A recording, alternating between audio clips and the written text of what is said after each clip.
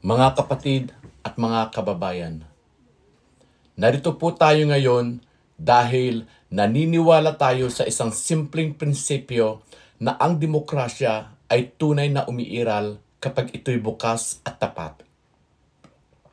Ang transparency po o pagiging bukas ay hindi lang sa salita.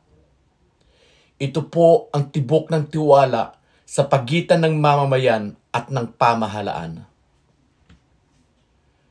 Kapag may mga lihim, kapag ang mga desisyon ay ginagawa sa likod ng saradong pinto, humihina ang demokrasya.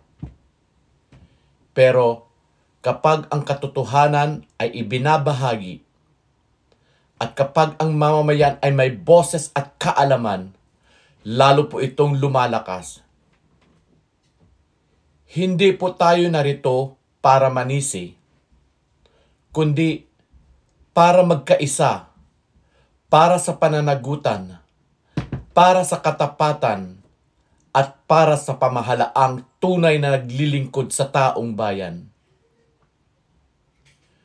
Huwag po nating hayaang maging isang araw lang ito. Gawin po nating kilusan, isang panawagan para sa bukas na pamahalaan, malinaw na impormasyon, at makabuluhang partisipasyon ng bawat mamamayan.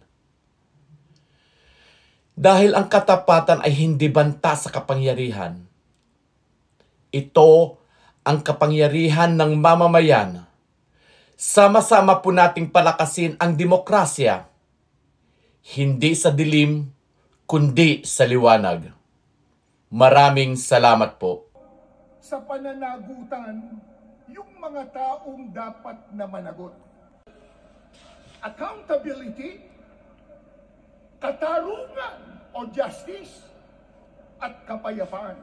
Sapagkat ang apat na ito, mga kababayan, magkakaugnay po na haligi ng mabuting pamamahala.